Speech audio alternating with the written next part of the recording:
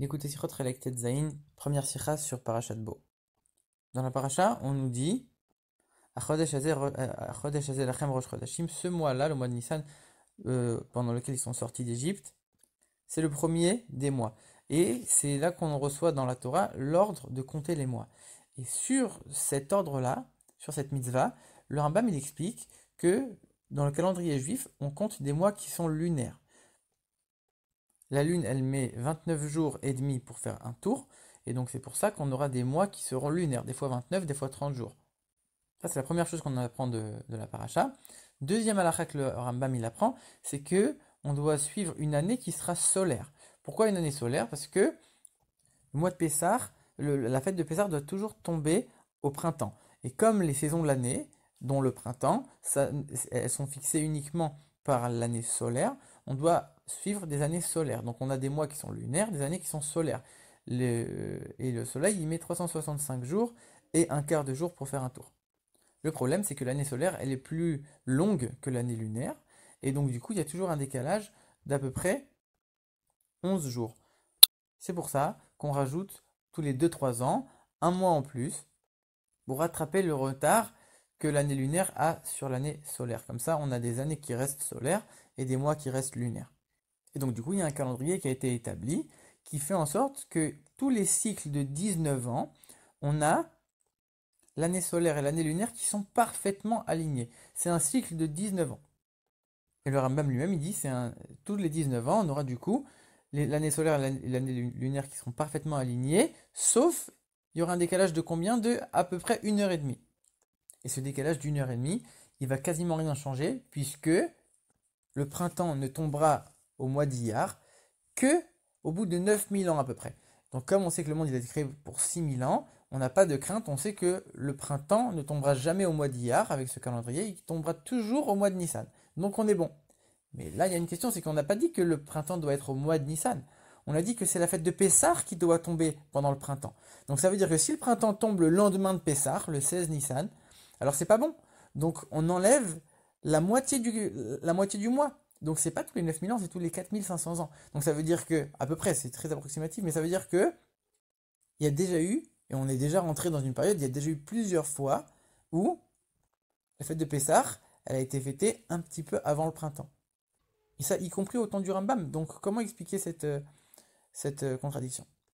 Alors en vérité, il y a deux manières de compter le tour que le soleil y tend, de compter le temps que le soleil y met pour faire un tour.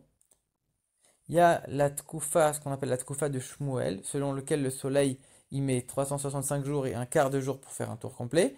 Et il y a un autre avis, c'est la tkoufa de Ravada qui dit que le soleil y met 365 jours et moins qu'un quart de jour.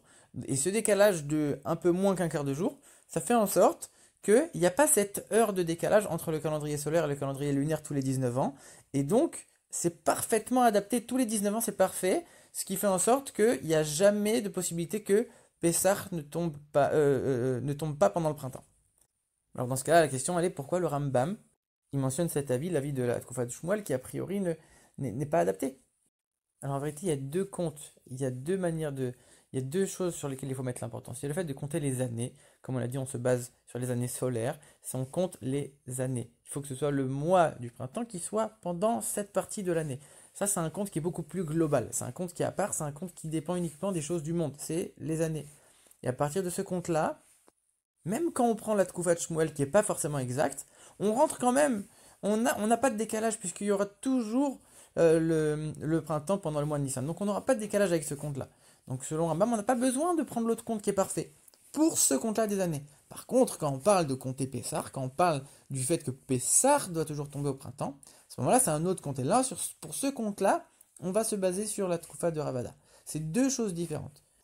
Mais la question, elle reste. S'il y a un compte qui est exact et un qui est inexact, pourquoi, même pour un autre domaine, on va quand même choisir le compte inexact alors qu'on en a un autre qui est parfait? Et d'ailleurs, Rambam ne dit pas qu'il est faux, il dit il y a un compte qui est vrai et un autre qui est plus vrai. Mais sous-entendu qu'il y en a quand même un qui est utilisé. D'ailleurs, il est utilisé aussi pour d'autres choses dans la Torah, comme on le voit. On va l'utiliser pour la Birkat Hachama, c'est la bracha qu'on fait sur le soleil une fois tous les 28 ans. On va l'utiliser pour toutes les lois des Tkoufot, quand on n'a pas le droit de boire de l'eau, etc. Donc on voit que c'est un compte sur lequel on va se baser certaines fois. et d'autres non. Quand il s'agit de Pessah, là on va se baser sur le compte de Ravada. Pourquoi cette différence et pourquoi utiliser deux comptes alors qu'a priori il y en a un qui est plus exact que l'autre? Alors, pour comprendre ça, le rabbi pose une autre question. On voit que à l'époque, on fixait le Rosh Chodesh en fonction des témoignages qu'on portait au Bet Din. Et là, la Chal disait que si le Bet Din s'est trompé, le fait qu'il ait sanctifié le mois, ça fixe le mois, le Rosh Chodesh et toutes les autres fêtes qui auront lieu dans ce mois, ça les fixe à tel et tel jour. Même si on sait qu'ils se sont trompés, même si on sait qu'il y a eu un problème ou quoi que ce soit, ils ont sanctifié, c'est comme ça et pas autrement. Et même si la nouvelle lune, la naissance de la nouvelle lune ne sera pas le bon jour, ça veut dire qu'il y aura un jour de Rosh Chodesh, alors que ce n'est pas le jour où la lune elle apparaît. Comment expliquer ça? Le Rambam il dit simplement, la même Torah qui t'a demandé de fixer le Rosh Chodesh, et que ce soit le premier jour où la lune elle apparaît, c'est la même Torah qui t'a demandé de te fier au Chachamim et d'écouter ce que le Beddin va dire. Mais c'est quand même bizarre de dire qu'il y a un jour qui n'est pas le vrai Rosh Chodesh qu'on va fixer comme Rosh Chodesh. Comment expliquer ça? Le Rabbi il explique qu'en vérité, on sait que chaque chose matérielle, elle a une source spirituelle. C'est pas l'inverse. Chaque chose matérielle, elle découle de quelque chose de spirituel. Donc le soleil et la lune, ici matériellement, ils ont une source qui sont le soleil et la lune spirituellement. Ça représente des entités spirituelles. De manière générale, les deux sont en adéquation. Mais il arrive des fois, où le monde matériel, il n'est pas assez apte à recevoir des influences spirituelles. Et ce qui fait que dans le ciel, spirituellement, le Rosh Chodesh, ça va être un autre jour que le Rosh Chodesh matériel. Ça s'est pas matérialisé parce qu'il y a eu un problème pour telle et telle raison. Ce qui fait que spirituellement, le jour de Rosh Chodesh, il va être un jour différent que le jour de la naissance physique de la nouvelle lune. Et du coup, la Torah, elle a fixé que quand le Beddin va se tromper de telle et telle manière, on va quand même les suivre, parce que c'est un signe du ciel que le Rosh Chodesh spirituel, il est tel jour. Même si le Rosh Chodesh matériel, c'est pas le vrai. Et donc on va se fixer par rapport au Rosh Chodesh spirituel. Donc c'est la même chose pour les deux manières de compter, la Tekoufa de Shmuel et la Tekoufa de Ravada. Même si celle de Ravada elle est plus exacte, il y a des fois où la Torah elle-même elle va te dire de te baser sur l'autre. Pourquoi? Parce qu'il y a des fois où les choses spirituelles n'arrivent pas à être en adéquation avec le monde matériel. Ça arrive pas les influences divines, elles n'arrivent pas à descendre parfaitement dans ce monde-là pour X raisons.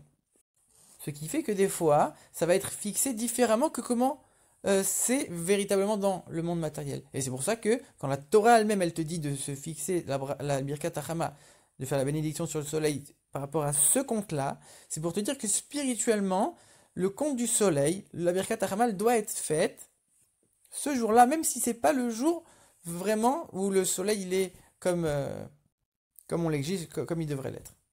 Donc c'est pour ça qu'on a aussi recours à ce compte-là qui est inexact, parce que ça laisse la possibilité aux entités spirituelles de s'exprimer, d'exprimer des fois les choses qui ne peuvent pas descendre dans les mondes matériels de manière parfaite. Donc, il y a une question qui reste, c'est assez dérangeant de dire ça.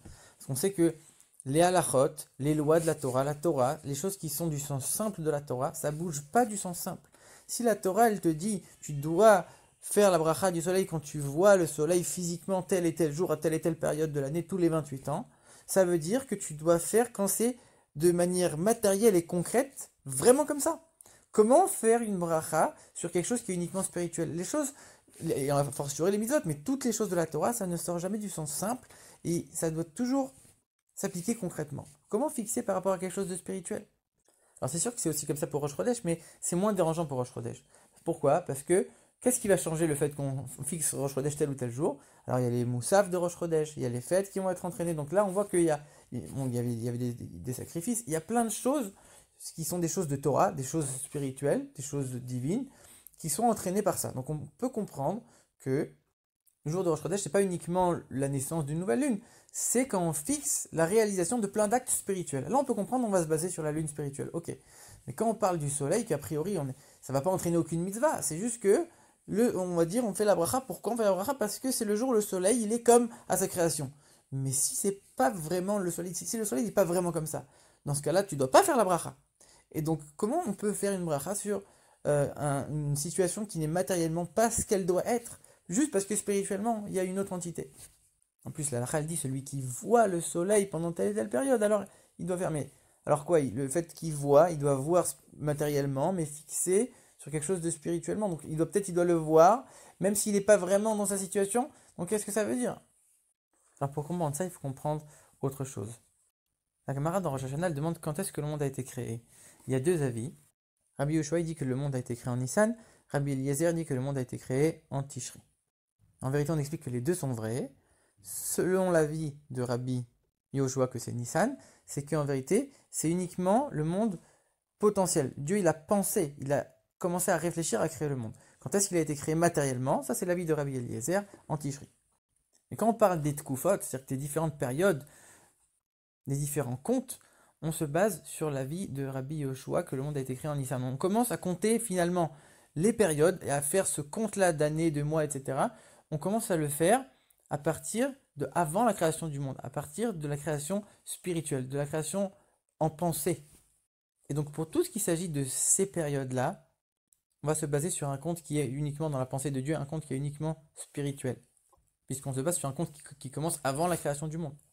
Et donc comme c'est que en pensée, comme c'est que spirituel, c'est possible que des fois, matériellement, ce ne soit pas comme ça. Maintenant, ce compte, même s'il est spirituel, il a quand même un impact, un tant soit peu, sur les choses matérielles. Et c'est pour ça que quand on fait la Birkat Hachama, la bracha sur le soleil par exemple, on doit quand même regarder le soleil de manière matérielle. Alors dans ce cas-là, qu'est-ce qui se passe pour Pessah? Parce que le compte de Pessah ne marche que d'après le compte de Ravada, pas du tout le compte de Shmuel. En vérité, ça on a dit, c'est quand les influences divines et spirituelles, elles n'arrivent pas à descendre matériellement dans ce monde-là. Mais quand on parle de Pessah, Pessah c'est quelque chose de spirituel, c'est quelque chose de divin. On n'est pas en train de parler de la naissance de la lune, on n'est pas en train de parler de la position du soleil. On parle de Pessah, on parle d'une fête. Et donc c'est sûr que pour une fête qui est spirituelle et qui a été instituée par la Torah, la période, le temps matériel, il est en adéquation parfaite avec le temps spirituel. Et c'est pour ça que pour Pessah, il n'y a pas de décalage. Et comme il n'y a pas de décalage, alors on se fixe sur le compte de Ravada. Parce qu'on est en adéquation parfaite. Et pourquoi le Rambam, du coup, il a mentionné le compte de Shmuel? Parce qu'il parlait des années, il parlait du compte des années. Encore une fois, on parle de quelque chose qui est les choses du monde. C'est pas les choses spirituelles, le compte des années. Quand on parle des périodes, quand on parle des tkufot, à ce moment-là, c'est le compte spirituel qui compte. Comme on l'a dit, on commence avant la création du monde. Et donc à ce moment-là, forcément qu'on se base sur le compte de Shmuel. La Tkufa de Shmuel. Par contre, le même Rambam, quand il parle de Pessah, que Pessah, ça on a dit, c'est rien à voir, on se base sur le compte, sur notre Tkufa à nous, puisque les deux sont en adéquation. Alors à ce moment-là, lui-même le Rambam, il dit que pour Pessah, il faut adopter la Tkufa de Ravada.